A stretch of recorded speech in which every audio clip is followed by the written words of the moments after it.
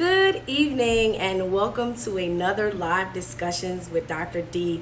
I am super excited that you guys have elected to join me on this evening. I am going to dive right on in. Thank you so much for all of you all who are watching. I appreciate your feedback. I appreciate your discussions. I appreciate everything. Thank you so much for watching. We're going to go ahead and jump on in to talk about our topic tonight. And our topic tonight deals with back to school work-life balance. Like, how do we balance being educators? How do we balance being, good educators at that, and also have a life and not be so worn out after school is over? And so I'm gonna jump right into that. It was actually on my topic list to talk about this week, and I saw a couple people who've already gone back to school, and I saw a couple posts that were saying that they were completely pooped, that they were already wiped out from the school day, and they went home and just passed out. Now, although we're just getting back, so it's probably taking you a little bit more energy, getting back used to the schedule, building your stamina back up so that you can really, have the energy. But I don't want anybody going home every day from teaching and just feeling completely wiped out. Like, that should not be your life. And as an educator, that definitely should not be your life. And I know that that's probably some of the things that discourages individuals from being teachers. And I want to let you know that there's a way to be an educator and have energy, be full of life, and do the things that you still want to do after school hours. So we're going to jump right into our discussion. So the first point, we're going to run right into it. The first point that I want to share with you that will help you maintain your energy as an educator, that I want you to learn how to establish boundaries. Like, when you're at school and when you're working, you're there for a specific purpose. And of course, to educate students, you're there to work collectively and collaboratively with your colleagues, also with your administrators. You're there to work collectively. However, there are times where you are specifically working with your students or working on materials that can benefit your students, where you may not be able to do everything that somebody asks you to do. So as an educator, we're always so eager to help, and we want to do so many different things to assist that we don't often take into consideration, like, that's our energy, that's our time, that's, all of the things that we actually need to do the job that we know that we're expelling out on the extra stuff. So learn how to establish boundaries. When you have your classroom, I would say, planning period, or if you are working on specific projects or different things, learn how to establish boundaries while you're at work between the students and also between other co-workers, because sometimes, people will want to, I've been in the classroom really, this is my 17th year as an educator, and I know how it is. Co-workers want to get together, they want to chat, they want to talk. But at school, sometimes that may not be the time for that, and you may need to go ahead and get the work done that you already had planned on your schedule, because it will zap your energy if you try to do all of that. So that's my point number one, is to establish boundaries while you're at work. When you're at work, do your work, focus on your work, focus on educating those students, focus on the collaborative work that you have to do when you have to do it. But some of the extra stuff that you're asked to do, or some of the extra things that someone may want to bring you in on, you really have to evaluate if you have the mental capacity and the emotional space to even interact into that activity, if that's not something that's already pre-planned or on your schedule or that you're obligated to do. So that's point number one, establish boundaries when you are in the classroom and when you're at school. Point number two is to learn the art of detachment. Like, that's the biggest one. Like, learning the art of detachment is all about showing that you care, loving on your students, being collegial with your staff, but also learning that after the school day is over, and if there's no more work that requires your time, your attention, your expertise, your intellect, then at that point, you learn how to leave everything at school. Although there may be situations that your students may be going through that are so heartfelt, and there's so many different things that you want to be able to do for all your babies in the classroom, but you cannot save and you cannot help them all in their personal situations. And a lot of times as an educator, I used to bring that stuff home. Like, I was so worried about Johnny, because, his home environment might not have been the best, or, he might have gotten into some trouble that could lead into some situations. I taught high school, so predominantly my experience experiences in high school. So we deal with a lot of different emotional issues, even in middle school. But sometimes those elementary teachers, like those babies will come tell you stuff and you're like, oh my God, like you're going through that, you're experiencing that. Oh my God, you're trying to figure out why this child is not passing your class, and you take all that weight home with you. You have to learn the art of detachment. Like literally, once you do your job at school and you see areas where you can make changes and make a difference, do that. But by all means, when you come home, be at home. You have a family, you have a spouse or children or someone that you're taking care of that needs that undivided attention. So when you're at home, be at home. Like learn how to separate and detach yourself from the work of school versus when you come home. Because if you're married, and if you know anything about marriage, marriage is work all by itself. Hey, Nikisha, how you doing, sis? Thank you so much for watching. And to everybody that's watching, I see you popping up. Thank you so much for listening in on this conversation. And by all means, if you hear something and you feel like you want to give some feedback, by all means do that. Definitely share in, because I want to hear from you all as well. Like, what are some good ways that as educators we can detach, we can, learn how to have good work-life balance. So if you have something you want to share, definitely post it in the comment section and we'll definitely be talking about it. But again, the art of detachment, learning how to love your students, give all you can. But once you leave those doors, understand that you're going into another environment that you have to give your undivided attention to. If you are an educator and you have children that are growing up, whether it's elementary, middle, or high school, they need that same attention. They need that same input. They need your same energy. And I know it's like easier said than done when you got 40 students, or if you have 25 kindergartens that are pulling on you all day long. You got 32 first graders like pulling on you all day long. It's like, oh my God, what do I have left for my family? But you have to make sure you keep a reserve in the tank for your family and for those that are counting on you each and every day. So learn the art of detachment. Like, do your job, do your work, and leave it at work. Work stays at work, home is home. So that was my point number 2. Learn the art of detachment. So is that Kathleen Gleaton? Yes, absolutely. How you doing, Kathleen? Hey, Maddie, see you watching. So thank you guys so much for watching. So we're diving right in. And my third point of like work-life balance is have fun. As an educator, we can get so like bombarded with testing, preparation. It's the start of a new school year. It's a lot to be done. It's so much to be done. We can get so bogged down that we forget to have fun. When we're teaching, it should be fun, because you get to have the amazing experience of shaping another child's life. Like, that's super fun. When I think about educating, I think about the fact that that's like really, really fun. I get to shape this child's life. I get to be a part of their upbringing, the fiber of their being. Like, that should be fun. So even in tough and rough situations, find time to have fun, find time to be humorous, find time to laugh. When you are in the classroom and you're doing all of this stuff, a lot of times it is hard because to have fun, because you're thinking about all the stuff that you have to do. I'll give you a secret here. It was probably about my 3rd or 4th year teaching. I decided that I was not bringing not one paper back home. I was not bringing a paper home to grade. I was not bringing any extra assignments home unless it was absolutely necessary, unless we were crunching deadlines and certain things just had to be done at home. But it's unfair, again, to your family members, your spouse, your children, when you're always working at home on stuff for school. So make sure that you actually X out some time throughout the day, whether it's your planning period, whether it's the extra time you have during the day, if you have to stay after school for an extra hour possibly to just get your work done so you don't bring it home, then you may want to implement those things to make sure that you are creating a good work-life balance, because you want to be able to still live and be an educator. We can get really tied in to our roles as educators, and I know that the spotlight is on us in this season because we've done a lot of marching, we've done a lot of vocalizing of how we feel about our field. So there's a lot of conversation about what educators do or don't do, from people who are in education and for those who are not.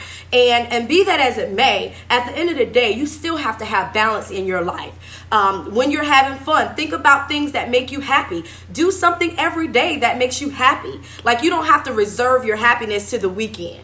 You don't have to wait until the weekend. Like, plug something into your day every day that you enjoy.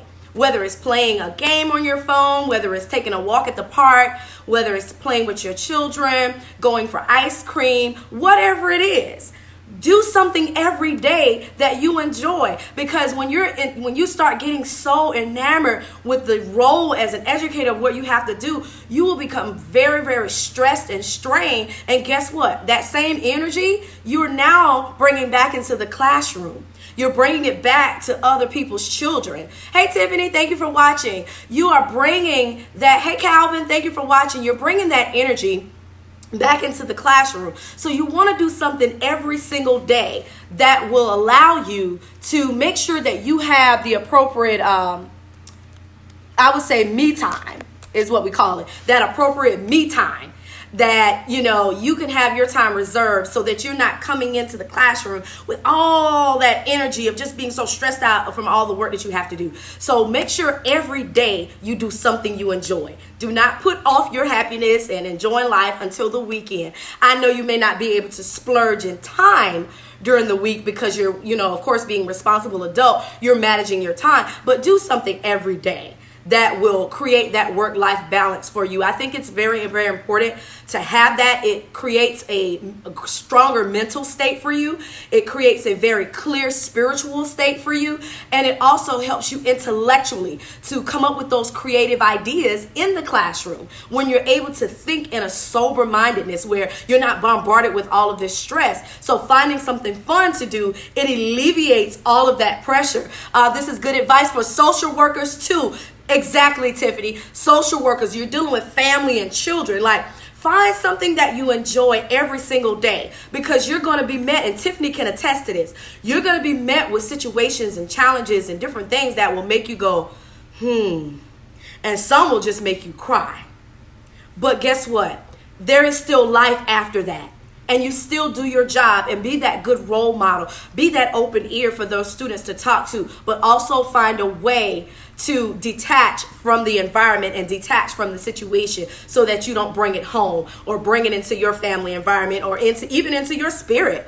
You can begin to act different and you respond different when you allow negativity into your spirit because you've festered on it for so long. So make sure that you do have some fun, do some fun activities. Fun looks different for every person. So I say to you, whatever that fun is, then you do that. Do that, okay? So have fun.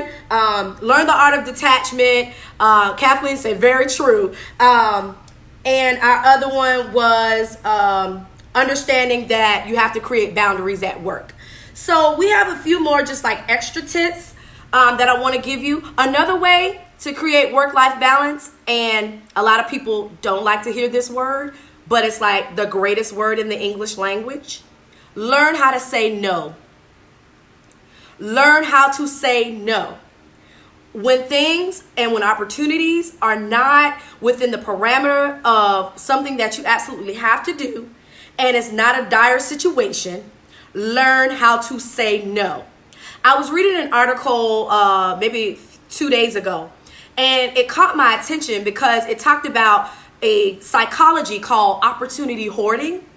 And I was like, man, what is that? That sounds interesting. Anytime something comes up about hoarding, I'm really interested in it because I want to see the psychology behind why people, I guess, keep and hold on to things that may not necessarily benefit them, but they just want to hold on to them. So when I read this article about opportunity hoarding, it basically talks about people, Kathleen said yes, it basically talks about people who every time an opportunity comes, they say yes. Yes, yes, yes. Yes, yes, I'll do that. Yes, I'll do that. Yes, I'll do that. And they believe that because they're doing all of this thing, this extra hard work and everything that they're doing, that someone's going to look at them and say, oh, they're a good worker. I'm going to promote them. Or, oh, they're a good worker. Give them more responsibility because they'll work it. They'll do it.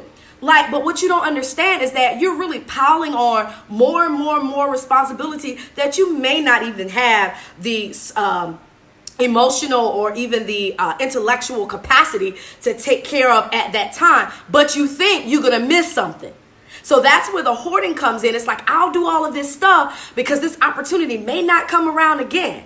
But I'm a believer that believes if something is for you, it's for you. And if you were ever able or supposed to have that opportunity, it will come back around again when the time is right. So opportunity hoarding are those people who just can't say no because they feel like, I've got to do it. I've got to put my hands on it because I want to be a part of this and I want to be a part of that. And honestly, when I was in education, I sometimes did that. I didn't understand that it was opportunity hoarding at the time. But when I read that article, it brought light to what I experienced when I was in the classroom. So I was like, man, this is a real issue.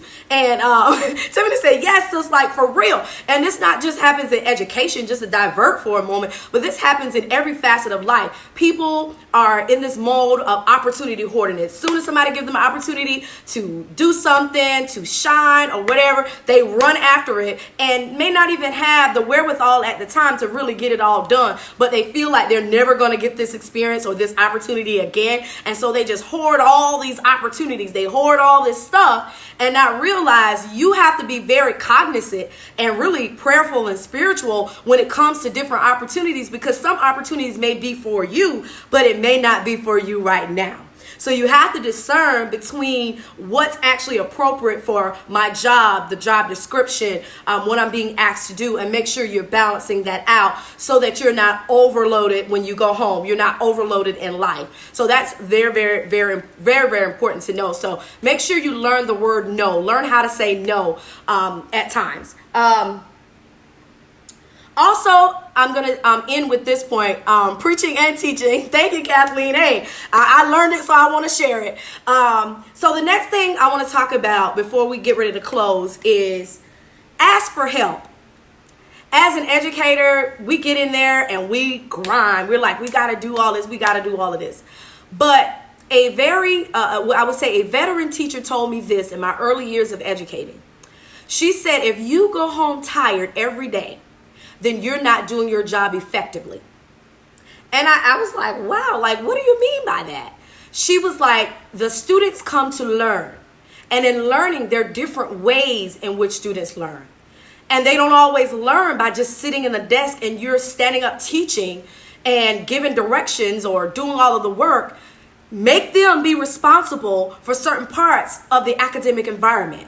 Give them responsibilities in the class, whether it's pass out papers, whether it's taking the roll, help out, whether it's clean up, like in the daycare, they say clean up, everybody clean up.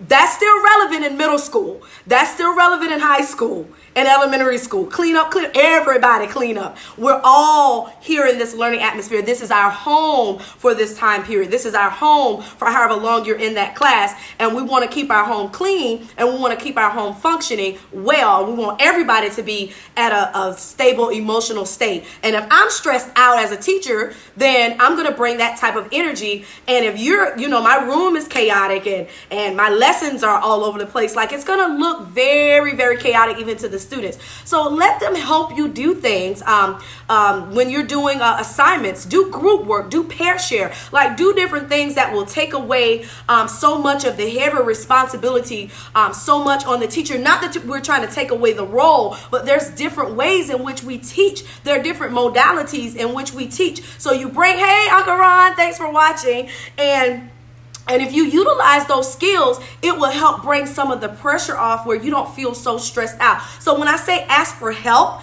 I mean ask your students for help. And also ask, hey Uncle Ronnie said hello.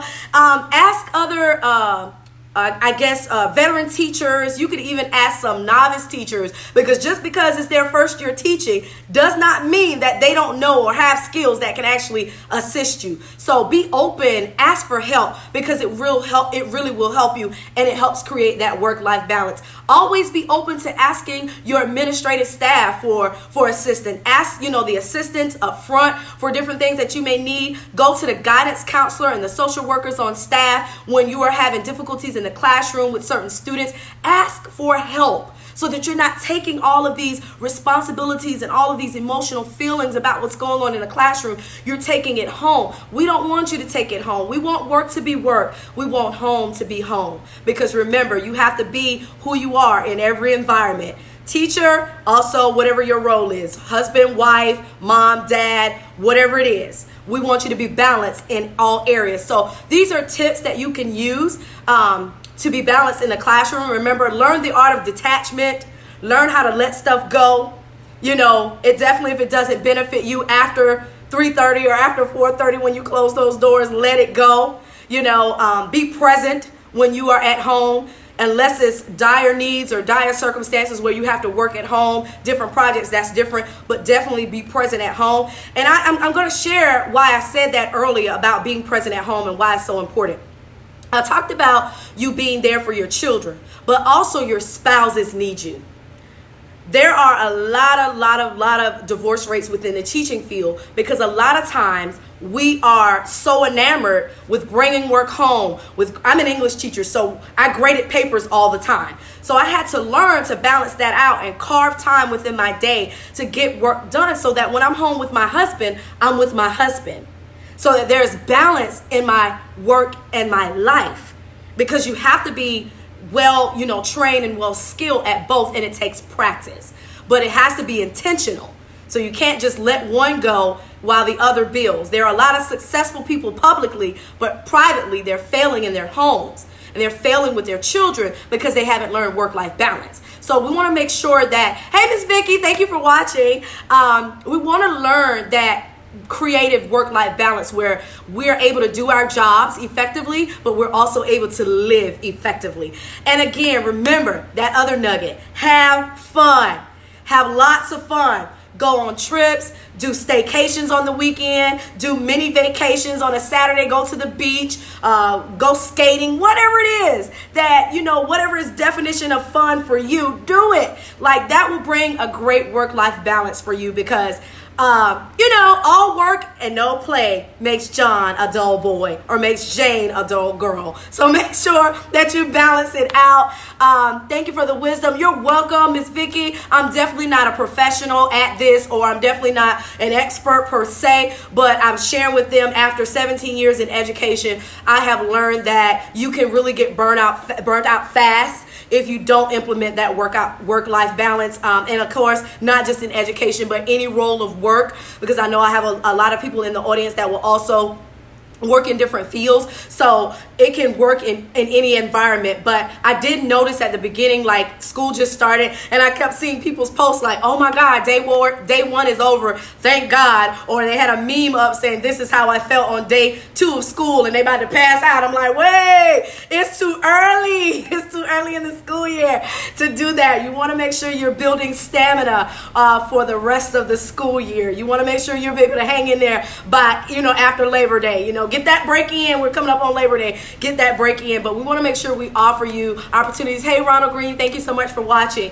So those were our 10-minute tips. Like I shared with you guys, I promised to get you the 10 minutes within the 10-minute tips within the 10 minutes, but we'll probably talk over as people are chiming in and joining in the discussion. So by all means, if you have any tips for educators or anyone working in an environment in any capacity that could help them with work-life balance, definitely share those tips inside of the comment section. I would love to hear from you, and I'm certain that the audience would definitely love to hear from you as well. Those are some major tips. Of course, at the end of the day, everybody knows me, and as an educator, I'm also a believer.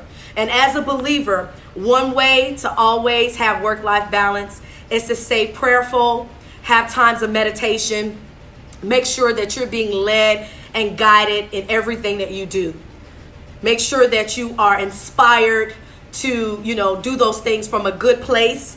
Thank you, sis, for the tips. I'll be sure to share. Thank you so much, Larissa. Appreciate that. Make sure that you have that good balance. Hey, Katrina, thanks so much for watching.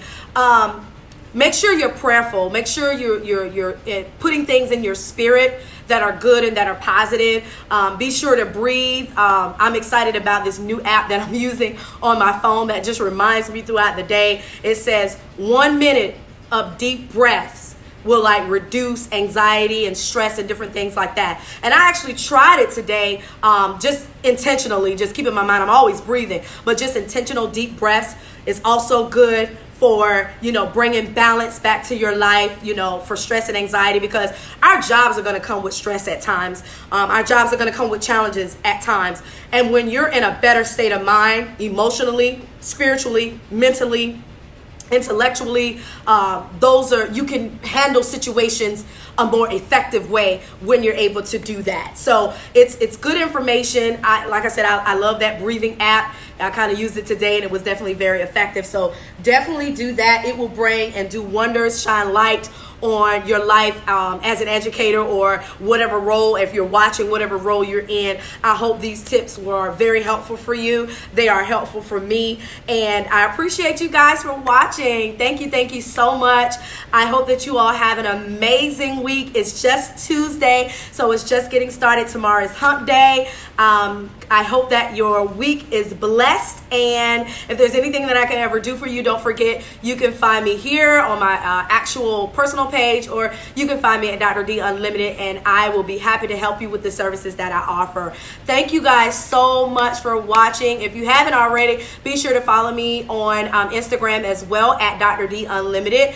I'll be sharing some tips and tricks over there as well very soon. We're doing some rebranding with our Facebook Live and with some of the other components of business. We're actually changing things, changing themes, and we're just doing a lot of incredible things for the fall to offer great services for educators and for people in business. We're actually spreading our wings a little bit, so I'm super excited. Hi Jeremy, thank you so much for watching. I'm excited. This has been my first 2 days as a newly appointed English professor at the best of BC, Benedict College. So I'm super excited about that. And the past 2 days have been super amazing. It's been really cool. I'm learning so many different things as a professor versus, being in the K-12 classroom. So I get the opportunity to groom future teachers, have lots of elementary education majors in my class, different social work majors, sociology,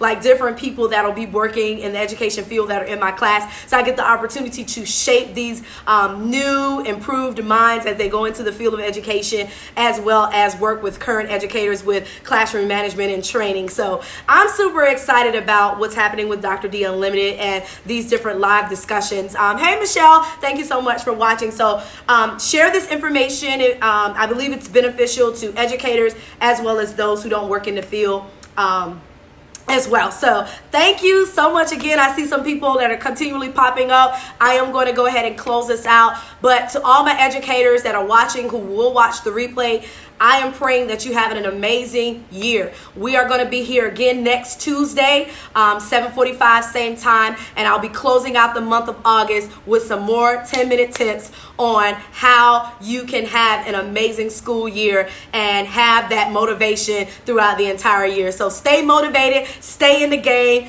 You are worth it. You are worthy of everything that you're asking for. You're worthy of everything that you're doing, because you're doing such a noble job. And that's taking the opportunity and the responsibility of shaping the minds of our future. So thank you from my heart to yours for all that you do. And for those who are watching who are not educators, share this with educators. Hey Brinley, thank you for watching. Hey Stephen, thank you so much for watching. I'll see you guys soon. Have an amazing week. Take care.